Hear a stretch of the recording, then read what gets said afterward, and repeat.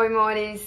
Queria muito vir aqui falar de um assunto difícil. Fiquei bastante tempo para fazer esse vídeo, mas acho que esse momento que a gente ainda está vivendo, cheio de incertezas, né? Eu acho que é o momento oportuno para falar sobre isso. Mas em específico eu queria falar para as pessoas que perderam alguém nessa pandemia, que perderam alguém pro Covid. Como médica, eu vi muitos casos, eu vi muitos pacientes, mas eu também vi muitas vidas, muitas histórias, muitas famílias, e isso tocou meu coração de forma surreal. E eu queria contar de um caso em especial que Deus falou muito comigo. Como médico, a gente nunca tá preparado para a morte, né? Porque a gente estudou, a gente se profissionalizou pra vida, não pra morte. E esses anos de Covid aí, já 2 anos, né? A gente teve que aprender todos os dias a lidar com a morte. E, bom, tinha uma paciente que eu já tinha recebido ela na enfermaria do Covid. Quero falar desse caso em específico. Era uma mulher, ela tinha 35 anos, muito jovem, muito linda quando ela chegou. Eu lembro claramente dos olhos azuis dela. Ela era morena de olhos azuis, ela era muito linda. Quando eu recebi ela já não estava bem, estava com a saturação baixa. Ela não... O que é saturação baixa, né? Quando o ar que entra pelos pulmões não consegue chegar até as nossas extremidades ou os nossos órgãos. Então a saturação dela estava bem baixa, estava bem difícil, tinha um quadro bem comprometido, apesar de ser nova, né, 35 anos, e não ter comorbidade. Então ela não tinha diabetes, não tinha hipertensão, mas o quadro dela era bem grave. Eu recebi ela na enfermaria, a gente fez as medidas iniciais, tal, ela começou a melhorar. E aí depois eu só fui pegar plantão lá naquela enfermaria 3 dias depois. E aí eu peguei já na UTI. E aí ela já tava na UTI, foi o dia que ela tinha sido entubada. E o quadro dela foi, assim, só se agravando. E foi cada vez mais difícil. E eu lembro de ter passado o meu plantão todo, assim, do lado dela. Eu ia fazer alguma coisa, eu voltava lá pra ver como que ela tava. Eu ia no banheiro, voltava pra ver como que ela tava. Eu ia ver outro paciente, né, porque a gente tem vários pacientes pra atender. Então eu ia atender outro paciente, revia outro paciente, voltava a ver ela. Então eu tava o tempo todo com ela. Pedi que a equipe de enfermagem me avisasse se tivesse qualquer alteração. Eu lembro que essa internação, esse dia, né, dela, a gente precisou reentubar ela, porque ela tava gaspeando, né, que a gente fala, ela não tava se adequando muito bem ao tubo. Então eu tive que entubar, mas ela ficou melhor, ela começou a saturar melhor. Teve um momento que eu até falei, não, acho que tem algum problema, algum respirador, vou trocar o respirador.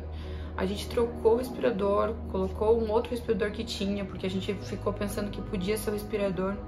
Enfim, tudo que tava ao nosso alcance a gente fez por essa paciente, sabe? Aquilo foi desgastante, assim, né? Parecia que a gente tava dando o nosso máximo e ainda assim ela não melhorava.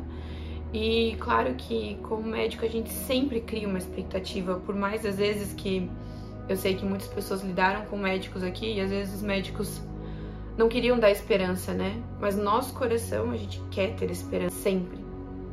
A vida é sempre o nosso alvo, o nosso objetivo, né? Mas às vezes é difícil criar expectativas, principalmente quando o caso é muito grave. Mas o fato de a gente ter trocado o respirador, ela ter melhorado, né, de ter reentubado ela ter melhorado, aquilo me trouxe esperança de que ela poderia melhorar. Me apeguei muito a ela, apesar de não conhecê-la tão bem. E aí naquele dia eu ainda falei com a família dela, eu falei com o esposo, né, contei o caso, contei como estava a situação e, enfim, ele estava ciente já. Mas quando foi, acho que umas 10 horas da noite, ela tinha recebido uma vaga para ir para outro hospital melhor, com mais recursos. E aí a gente tava encaminhando ela já na ambulância e ela teve uma parada. A gente fez todo o possível, eu não queria desistir, né? A gente ficou um tempão tentando reanimar e não deu certo, infelizmente. E aquilo gerou uma frustração gigante em mim, assim. O plantão pra mim tinha acabado, sabe? E aí eu falei com a família, falei com o esposo, entreguei os pertences, né? Geralmente a gente só fala com o médico, só fala com o esposo e as outras coisas meio que a equipe de enfermagem faz. Mas aquele dia eu não consegui, eu sentia vontade de chorar junto com eles, porque o meu coração tinha se enchido de esperança. Não foi só essa paciente que eu vi, né, ser levada, que eu vi morrer, foi só mais uma, infelizmente. Mas esse dia eu fiquei revoltada, assim, com tudo, com Deus, com a situação, comigo, né? Eu fiquei por vários momentos procurando erros da minha parte, procurando, será que eu podia ter feito isso? Mandei pros meus colegas, né, o caso, mandei o que eu tinha feito, mandei o que eu achava que poderia ter sido feito, e eles todos falavam, não, você fez tudo que você podia, você fez mais além, você fez além. Mas aquilo ainda ficou no meu coração, e eu lembro de, naquele dia, um dia depois, na verdade, né, depois terminou meu plantão, eu fui na igreja, eu fui no culto, e eu lembro que eu senti vontade de gritar com Deus, sabe? Revoltada mesmo pela situação, por ter perdido a paciente, por ela ser tão jovem, não aceitar aquilo. E colocar pra Deus, Deus, se eu não sou capaz, será que eu não sou capaz? Será que eu não deveria ser médica? E várias vezes eu senti isso nesses anos aí que eu me formei. E eu senti... eu lembro que eu me ajoelhei no chão, deitei quase, chorando, gritando com Deus, com raiva de Deus, entregando aquela situação pra Deus. E eu senti Deus me abraçar e falar que nada foge do controle dele. Que não era sobre a minha capacidade, não era sobre a paciente ou o quanto a paciente estava reagindo, mas era sobre o momento certo de Deus, a hora certa em que Deus leva uma pessoa. E ali eu entendi, sabe, Deus me reconfortando e falando pra mim, a morte não é o fim. A morte é só uma passagem. Isso, vocês sabem já do meu testemunho. Eu tentei suicídio e hoje eu não consigo nem imaginar fazer uma coisa dessa forma, ainda mais por tudo que eu vivi, por todas as experiências como médica que eu vivi. Mas eu entendi que o Senhor é realmente dono de tudo. Ele estava lá. Em nenhum momento ele deixou de estar lá, naquela situação, com aquela paciente ou com todos os outros pacientes. O Senhor, ele estava lá o tempo todo. Não foi sobre um erro ou sobre a paciente não estar tão bem. Foi simplesmente a hora que Deus chamou ela para estar do lado dele. Bom, e uns meses atrás, um colega meu também teve uma situação parecida. Uma paciente dele foi a óbito. E eu tava no serviço naquele dia, no hospital, e eu vi a família, o quanto a família ficou abalada, o esposo, os filhos.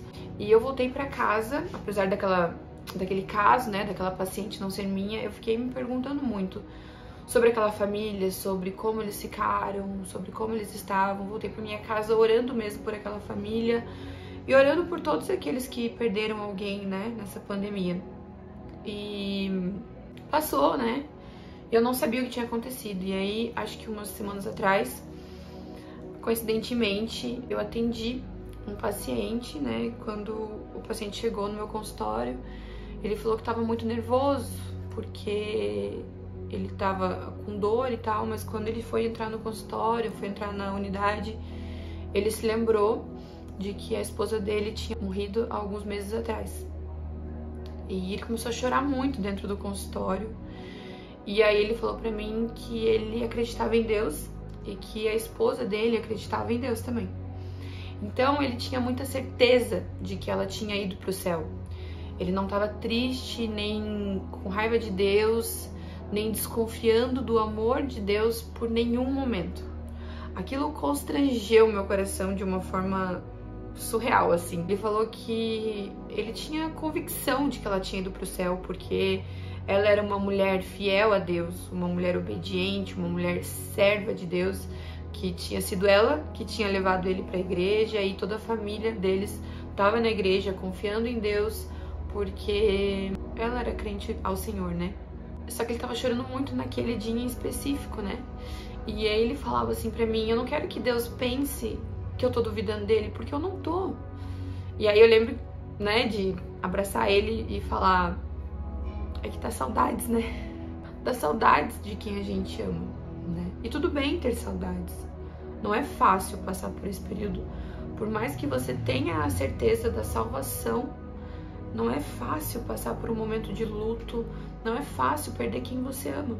Então, acho que tanto a primeira situação, né, que abalou meu coração, mas que eu tive a completa certeza que o Senhor tá no controle de tudo. O Senhor queria levar ela.